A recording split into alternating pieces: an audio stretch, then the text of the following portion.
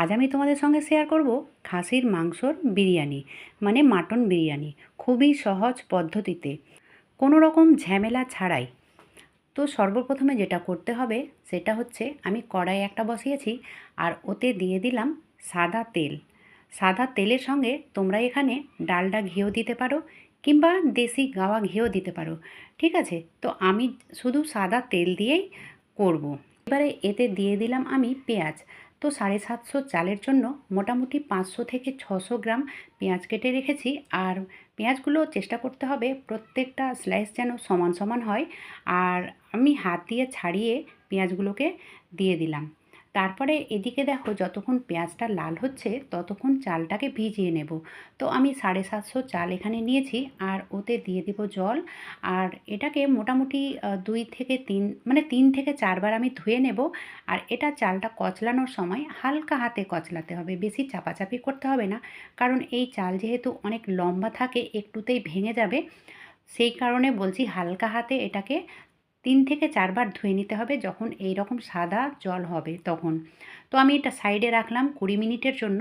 তারপরে দেখো, আমি এখানে মাংস নিয়েছি 1 কিলো।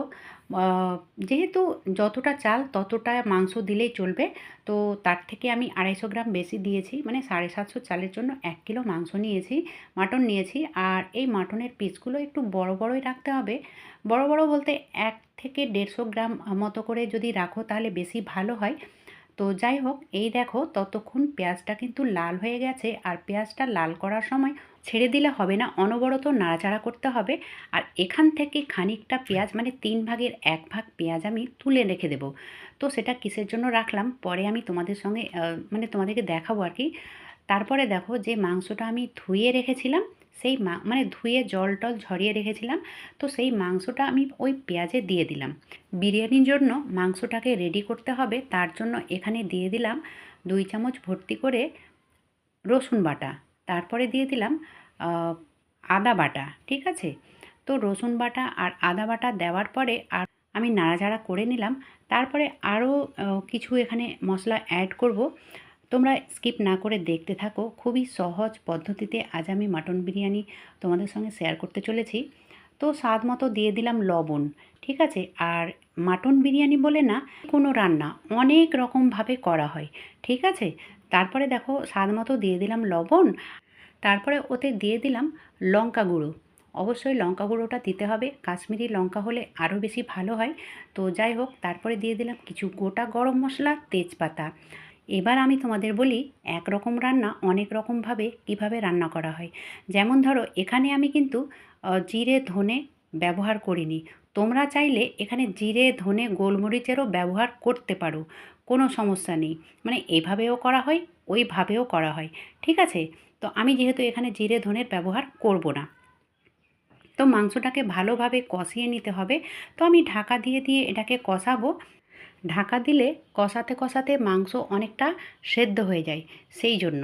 তো এই দেখো বন্ধুরা, এই রকম যখন মানে কড়াই ছাড়া ছাড়া হয়ে যাবে, মাংসটা ভালোভাবে যখন কষানো হয়ে যাবে, তখন এতে দিয়ে দেব জল। জল কতটা দেব? তো জল দিতে হবে মাংসটা যেন ডুবে থাকে, তার থেকে বেশি দেওয়ার কোনো প্রয়োজন নেই।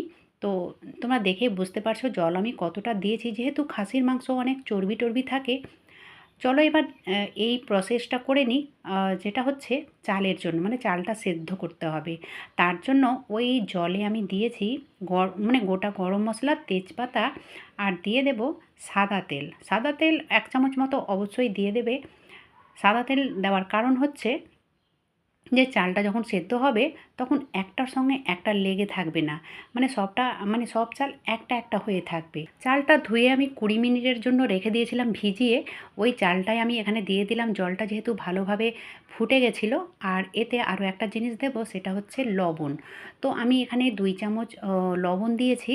তারপরে এটা ভালো করে নাড়াচাড়া করে নেব, আর এটা সেদ্ধ হওয়ার জন্য ছেড়ে দেব। তো এটা পুরোপুরি সেদ্ধ করতে হবে না, মোটামুটি 80% সেদ্ধ করতে হবে। বিরিয়ানিতে আলু দেওয়ার জন্য আমি বড় বড় পিস করে আলু কেটে রেখেছি, মোটামুটি 400 থেকে 500 গ্রাম। তো যাই হোক, সামান্য আমি দিলাম সাদা তেল আর ওতে দিয়ে দিলাম স্বাদ মতো লবণ। আর কালারের জন্য এখানে তোমরা হলুদের ব্যবহার করতে পারো, কিন্তু আমি হলুদের ব্যবহার এখানে করিনি, আমি ফুড কালারের ব্যবহার করেছি। তারপরে দেখো, যেহেতু এখানে একেবারে অল্প তেল দিয়েছি, তোমরা দেখতেই পেয়েছো কতটা তেল দিয়েছি। আর এই যে মাংসটা মোটামুটি 50 থেকে 60% সেদ্ধ হয়ে গেছে, ততক্ষণ মাংস থেকে এই যে চর্বিগুলো ছেড়ে দিয়েছে সেটাই আমি এখানে দিয়ে দিলাম। ঠিক আছে, যেহেতু এটা খাসির মাংস, এখানে প্রচুর পরিমাণে চর্বি টর্বি থাকে, তো ওই চর্বি দিয়েই আমি এই আলুটাকে লাল করে নেব। তো ঢাকা দিয়ে দিয়ে আমি এই আলুটাকে বেশ মানে খুব ভালো করে এইভাবে ভেজে নিয়েছি, তোমরা দেখে বুঝতে পারছো। তো যাই হোক, এই আলুটা ভাজা হয়ে গেছে। এবারে আমি এই আলুটাকে কি করব আর এই মাংসটাকে কি করব বা কীভাবে সেদ্ধ করব। এই যে মোটামুটি বললাম না 50 থেকে 60% সেদ্ধ হয়ে গেছে, ওতে আমি দিয়ে দিলাম আলু। আর বন্ধুরা, এতক্ষণ পর্যন্ত আমি কিন্তু দইয়ের ব্যবহার করিনি। দই যদি আগে দিয়ে দেব, সেক্ষেত্রে কিন্তু মাংসটা সেদ্ধ হবে না, মানে ভালোভাবে সেদ্ধ হয় না। সেই কারণে দই এখন দেব না, মোটামুটি 80% সেদ্ধ হয়ে যাবে, তারপরে দইয়ের ব্যবহার করব। এদিকে দেখো, চালটাও সেদ্ধ হয়ে গেছে মোটামুটি 80%। আর চালটা নামানোর আগে আমি এক পিস লেবু গেলে দিয়েছি। লেবুর রসটা দিয়ে দেওয়ার কারণ হচ্ছে চালগুলো একেবারে ঝরঝরে হয়ে থাকবে, মানে একটাও ভাঙবে না। ঠিক আছে, তারপরে আমি একটা ঝাঁঝরিতে করে চালটাকে ছেঁকে নিলাম, মানে জল থেকে আলাদা করে দিলাম। এইদিকে দেখো বন্ধুরা, মোটামুটি মানে মাংসটা 70 থেকে 80% সেদ্ধ হয়ে গেছিলো। তো এতে আমি দিয়ে দিলাম সেই টক দই। বন্ধুরা, এখানে 1 কিলো মাংসর জন্য আমি 200 গ্রাম টক দই একটা বাটিতে তুলে ফেটে রেখেছিলাম, সেটাই এখানে দিয়েছি। আর এটা দেওয়ার পরে আরও আমি মোটামুটি 5 থেকে 7 মিনিট নাড়াচাড়া করে নেব। ঠিক আছে, তারপরে এটা মানে রেডি হয়ে গেছে আর কি। এইদিকে দেখো, লেয়ার দেব, মানে দমে দেব, সেই জন্য লেয়ার তৈরি করব। তো সর্বপ্রথমে আমি মাংসটাকে এভাবে দিয়ে দিলাম। আর তোমরা দেখে বুঝতে পারছো মাংসতে মানে আমি শুধু মাংসটাকেই তুলছি, কোনো রকম গ্রেভি এখানে দেওয়া হচ্ছে না। আর গ্রেভিটার কি করব সেটাও আমি বলবো তোমাদের, তোমরা দেখতে থাকো। তারপরে দিয়ে দিলাম সেই ভাত সেদ্ধ করা, তারপরে আবার দিয়ে দিলাম আলু। আর এখানে দেখো, ওই যে আমি বেরেস্তাকে মানে খানিকটা তুলে রেখেছিলাম, এখানে বেরেস্তাকেও এইভাবে দিয়ে দেব। তারপরে দিয়ে দেব বিরিয়ানি মশলা। বিরিয়ানি মশলা তো অবশ্যই দিতে হবে, তো আমি এখানে এভারেস্টের বিরিয়ানি মশলার ব্যবহার করেছি। আর গোলাপ জল আর কেওড়া জল কিভাবে কখন দেব তোমরা স্কিপ না করে দেখতে থাকো। মাংস, আলু, ভাতের লেয়ারটা ঠিক এইভাবে, এটা প্রায় প্রত্যেকেই জানো আর কি। আর ওই যে মাংসটা আমি তুলেছিলাম গ্রেভি থেকে, ওই গ্রেভিটা আমি ছেঁকে নিলাম। ঠিক আছে, মানে কোনো মাল মশলাগুলো দেব না বলে ওটা ছেঁকে নিলাম। ছেঁকে নেওয়ার পরে এখানে দিয়ে দিলাম আমি খানিকটা বিরিয়ানি মশলা, আর দিয়ে দেব গোলাপ জল আর কেওড়া জল। তো সব মাল মশলাগুলো এই গ্রেভির মধ্যে দিয়ে দিলাম। তারপরে এখানে দিয়ে দেব 1 গ্লাস ভর্তি দুধ। তারপরে এই গ্রেভিটা মানে এই লিকুইডটা আমি ওপর থেকে দিয়ে দিলাম। দেওয়ার পরে 1 চামচ ভর্তি আমি দিয়ে দিলাম ঘি। ঘিটা তোমরা নিজের ইচ্ছে মতো কম বেশি করে নিতে পারো। এবারে দিয়ে দেব ঢাকা। তোমরা চাইলে আটা দিয়ে এটা পুরোটা বন্ধ করে মানে সিল করে দিতে পারো। আমি দেব না, আমি এই নোড়াটাকে বসিয়ে দিব। দিয়ে মোটামুটি 20 মিনিটের জন্য এটা রেখেছিলাম, মানে দমে বসিয়ে রেখেছিলাম। তো অবশ্যই দমে বসানোর সময় খেয়াল রাখতে হবে, মানে 1 থেকে 2 মিনিট মতো হাই ফ্লেমে করার পরে চুলোর আঁচটাকে একেবারে সিম করে দিতে হবে। সিম করে রাখার পরে আমি এটা 20 মিনিটের জন্য রেখে দিয়েছিলাম। আর তৈরি হয়ে গেছে পারফেক্ট বিরিয়ানি। মানে এতটাই টেস্টি হয়েছে, তোমাদেরকে বলে বোঝাতে পারবো না। তোমরা অবশ্যই একবার হলেও ট্রাই করে দেখবে, তারপরেই আমাকে কমেন্ট করবে। ঠিক আছে, সবটা চাল একটা একটা হয়ে আছে, একটাও ভাঙেনি। তো যাই হোক, ভীষণই ভালো হয়েছে। তোমরা যখন করবে তখন অবশ্যই ভিডিওটা ভালোভাবে দেখে নেবে।